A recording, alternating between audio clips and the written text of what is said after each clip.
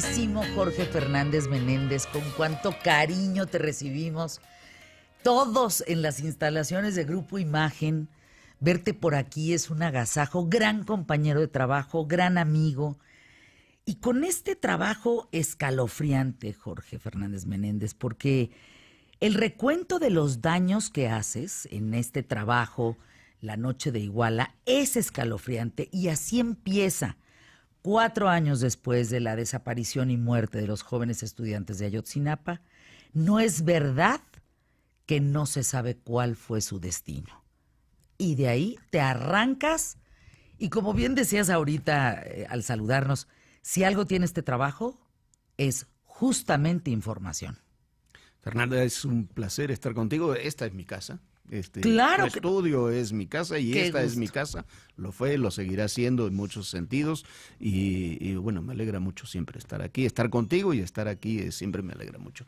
Y bueno, sobre el libro, es un trabajo de investigación. Habíamos hecho, incluso lo habíamos platicado hace 2 años, un docudrama, una película. Y yo me quedé con mal sabor de boca con la película porque prácticamente fue... no fue prohibida, pero fue impedida, su circulación fue impedida, ¿no? En los hechos fue censurada, no había posibilidad de transmitirla, amenazaban con quemar los cines, bueno, hubo que sacarla incluso por seguridad. Pero decidimos hacer entonces todo ese trabajo, plasmarlo en un libro con muchísima más información. Si en una película tú tienes que controlar la información, ver lo que manejas, hay que seleccionar mucha información para algo que dure 1 hora, 1 hora y media. Para el libro no tuvimos ese problema y conseguimos muchísima información. Como tú decías, hay cosas que evidentemente no sabemos de lo que pasó aquel 26 y 27 de septiembre en Iguala, en Cocula, en Huitzuco, en toda esa zona, pero hay muchas cosas que sí sabemos. No es verdad que no sabemos qué pasó con los jóvenes, no es verdad que no hay información. La cantidad de información que hay es impresionante, de muchas fuentes, y podemos hacer un recorrido desde que los jóvenes salen de Ayotzinapa, de la escuela. Lo haces en el libro. Lo hacen, van primero, se supone que a Chilpancingo, deciden no ir a Chilpancingo, van a Iguala. Lo que ocurre en Iguala, cómo son detenidos por la policía municipal, cómo son llevados a los cuarteles, a las oficinas de la policía municipal, cómo son entregados y dónde son entregados a los narcotráficos, cómo la mayoría de ellos, por lo menos la mayoría de ellos, terminan siendo asesinados ahí en Cocula, incinerados sus restos. Y además, ese trayecto lo sabemos. Y esta información la saben los padres. Por supuesto. Que eso es algo que es importante dentro de tu libro, ¿no? Los padres conocen la información, pero también alrededor de los padres hay mucha gente que no son los padres y que son los que aparecen cotidianamente, que juegan con otras cartas, tienen otras intenciones. Por ejemplo, cuando se dice fue el Estado, ¿no? El que lo mató, bueno, ¿qué entiendes por fue el Estado? Fue la policía y las autoridades municipales de Iguala, sí.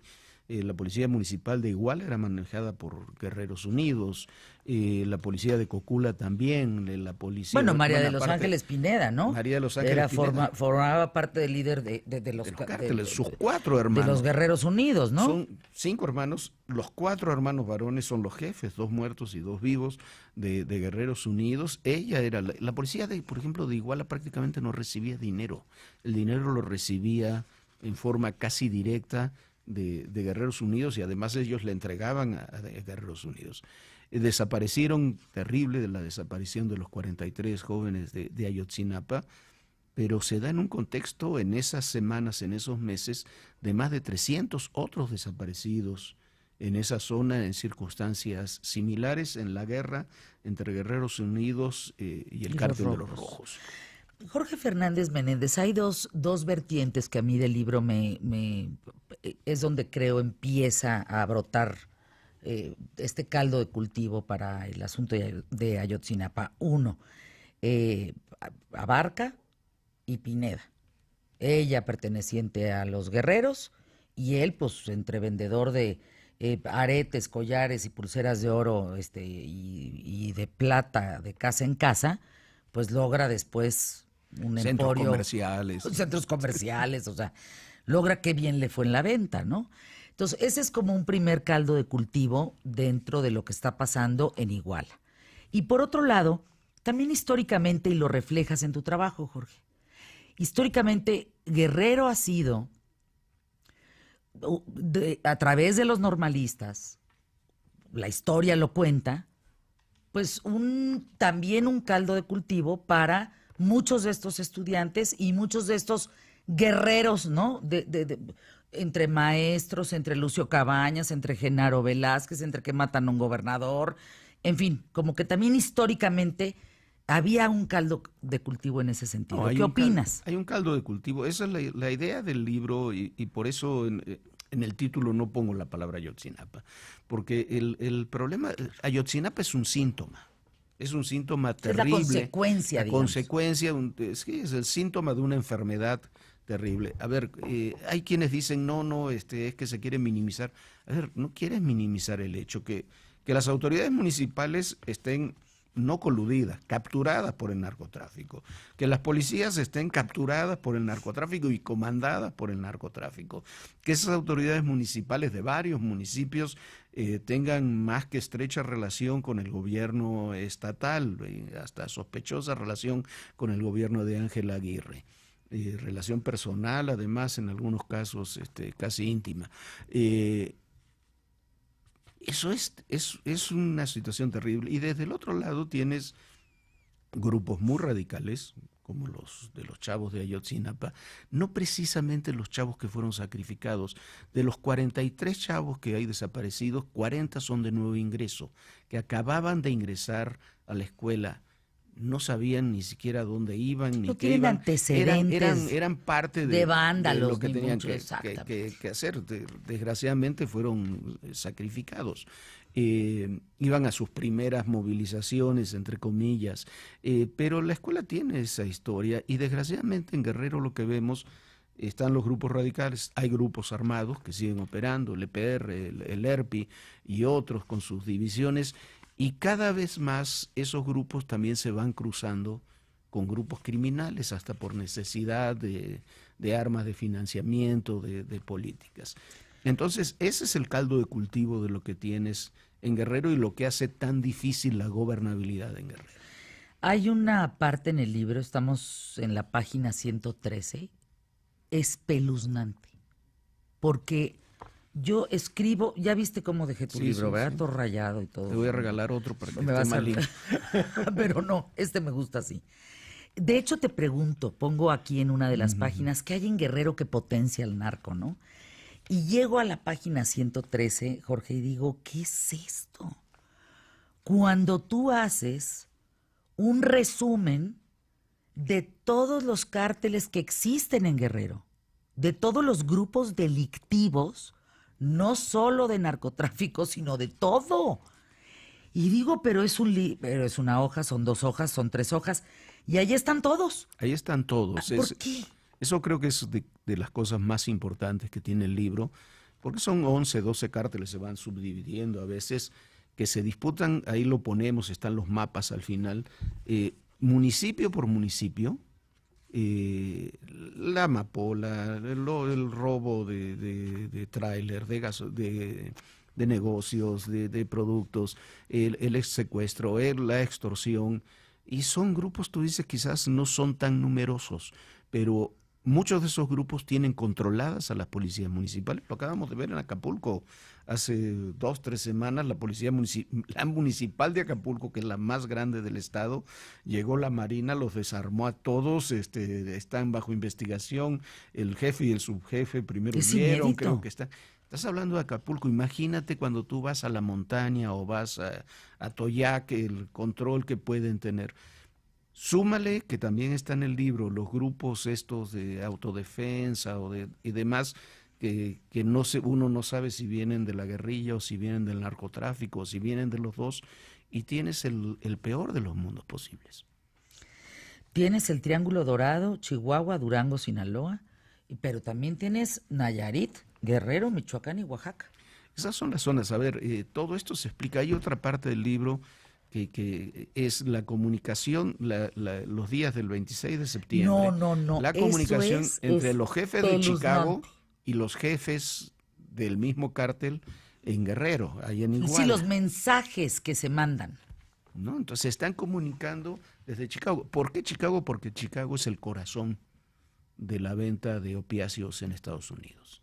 Ahí es donde llegan los opiáceos, ahí llega la heroína, y desde ahí se distribuyen hacia toda la zona este de los Estados Unidos y centro, que es donde ahora hay la famosa epidemia de opiáceos en Estados Unidos, y es un negocio enorme, y hay cada vez mayores víctimas. Por eso nosotros aquí tenemos 25,000, 30,000 personas asesinadas al año por ajustes de cuentas.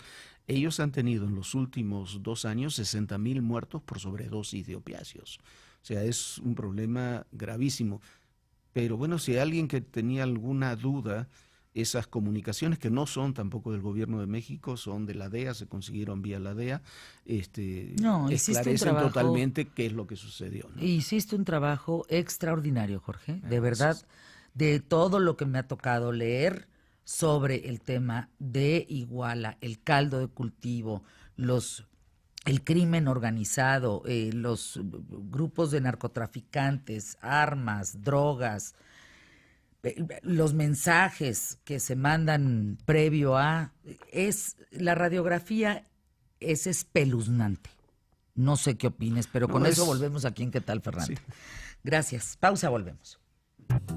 Jorge, deseo que tu documento, este libro que se llama La noche de Iguala, secuestro, asesinato y narcotráfico en Guerrero, de Jorge Fernández Menéndez, pues quede como la historia contada, como la historia reflejada a través de 230 páginas, 240 páginas, de lo que verdaderamente pasó en Ayotzinapa. He leído, insisto mucho en este tema, pero siento que los demás son plumazos, como si nos sentáramos a platicar de Ayotzinapa sin los elementos. Tú entraste hasta la DEA, o sea, tienes pruebas de la DEA. Y podemos tener todos diferentes opiniones sobre los hechos. Lo que no podemos tener es diferentes hechos, ¿no? Los hechos aquí están. Ahí están. Entonces, hay datos, por ejemplo, de lo que no se sabe. A ver, los chavos fueron quemados ahí en el basurero de Cocula. El último estudio que se hace, que son 5 expertos internacionales, contratados no por el gobierno mexicano, sino por GIEI, este grupo internacional de la Comisión Interamericana, llegan a la conclusión de que sí, que ahí se quemaron, por lo menos, dicen, 20 cuerpos. Seguramente ahí no mataron a todos los chavos. Seguramente hay otros lugares donde va a haber otros chavos. Pero cuando tú platicas en la zona y vas a la zona, y el primero que lo difundió además no fue ningún funcionario gubernamental, fue el padre Solalinde, de que habían quemado ahí a los chavos. Es una práctica común, es una tragedia. La tragedia debería ser que es una práctica común quemar gente, hacer fosas comunes y taparlas con cal. O sea, no encuentran a los 43, pero ¿qué tal la cantidad de fosas? Llevan solamente en esa zona de Guerrero, insisto, llevan 300 cuerpos, que no se sabe quiénes son, descubiertos en distintas fosas comunes. Eso es lo terrible. Ahora, cuando sale el libro, porque sé que la película, Jorge, no la pasaron bien. La película no se pasó bien. El equipo de trabajo fue censurada y fuiste amenazado. ¿Qué pasa con el libro? ¿Qué decisiones tomaste en función del libro? Por ejemplo, ¿se lo has hecho llegar a alguien del nuevo gobierno? Sí, se lo he hecho llegar. La película tuvo muchos problemas. Tuvo problemas de amenazas personales, a mí, al maestro Raúl Quintanilla, que trabajó conmigo en la película, a los cines, que iban a quemar los cines, los dueños de los cines con razón se asustaron, ¿no? Por alguna extraña razón también la Secretaría de Gobernación la prohibió para menores de 18 años, que prácticamente no entiendo por qué, pero te limita muchísimo la película. Coincidió también, hay que decirlo, con la fuga del Chapo Guzmán, y esto era una época políticamente muy complicada, y Y bueno, la película murió, estamos pensando ahí, la verdad la película es impecable, creo yo, estamos pensando ahí tratar de resucitarla y demás. Pero ese es otro tema. Y este libro hicimos una idea completamente diferente, que llegara el libro a la gente, ya está en librerías el libro. Sanborns. Creo que Sanborns, no sé si Cali Arena distribuye en Sanborns, pero en las librerías estoy seguro que están todas. Sí, y tengo idea que se está vendiendo muy bien. Y la idea es hacerlo llegar a mucha gente, incluyendo al presidente electo.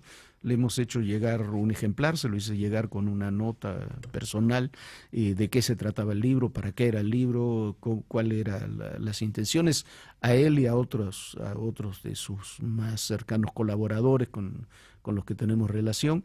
Y bueno, yo creo que si se busca la verdad de lo que ocurrió en Iguala aquella noche, hay que partir de los hechos, y los hechos son Están estos. todos aquí.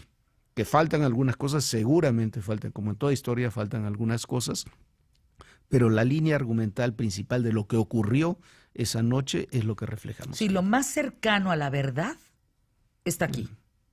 Es, O sea, hubo un silencio por parte del Estado, que fue un grave error, una regada de pata espantosa de Murillo Karam en la PGR, en fin, se trató de velar. Yo creo que más incluso más que de Murillo en su momento fue de estrategia gubernamental, ¿no?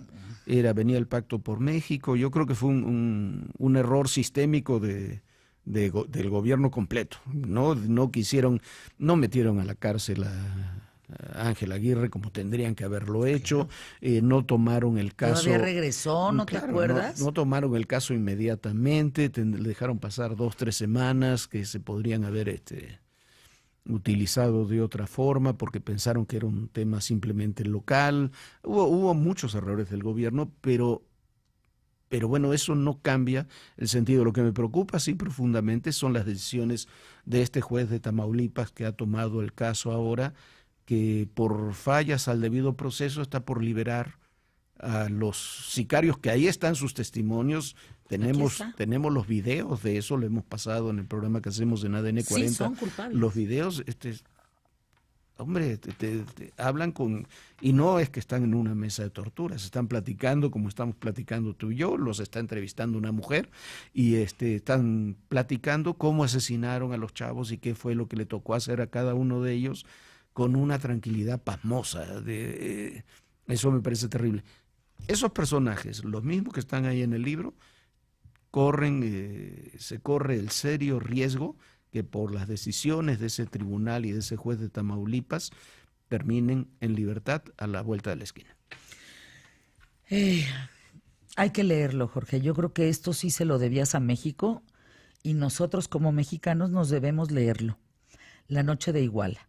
Insisto, Guerrero es un caldo de cultivo muy importante en todos estos temas, en secuestro, asesinato, narcotráfico, y no podemos hacer como que no existe. Históricamente ha sido así y caray, pues parece que no va a detenerse pronto, ¿no? Parece que seguirá siendo. Y ha habido gobernantes terribles a nivel municipal y a nivel estatal, que, bueno, algunos de ellos siguen ahí. A mí me asombra, por ejemplo, que Félix Salgado Macedonio, que está acusado de ser el responsable de haber dejado entrar la Barbie a Acapulco y que andaban de piquete de ombligo en aquella época con todos esos grupos, luciéndose la Barbie y su gente en las discotecas y los restaurantes, en todos lados abiertamente, ahora sea el presidente de la Comisión de Defensa del Senado mexicano, ¿no?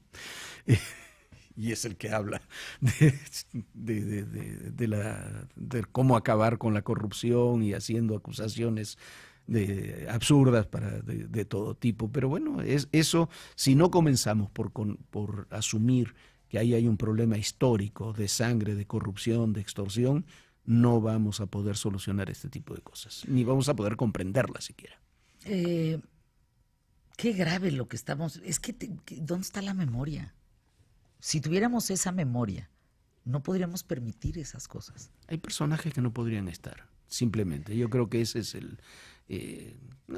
algunos pueden ser acusados penalmente, otros no, pero hay personajes que con una carga tan pesada no podrían estar.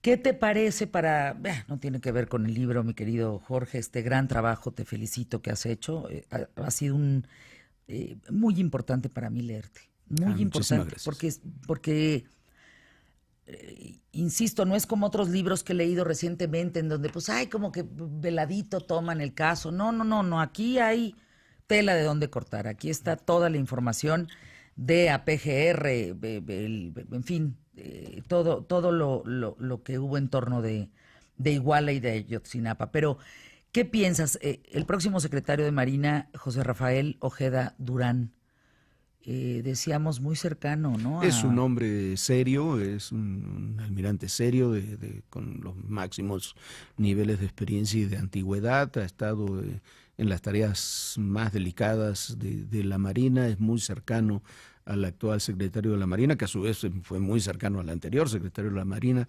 Eso me parece que es una muy buena noticia, que le da continuidad a un trabajo y a una institución que la verdad es de las que mejor ha trabajado en distintos ámbitos, incluyendo el ámbito de la seguridad en el país, con magníficas relaciones con otros organismos de seguridad internacionales.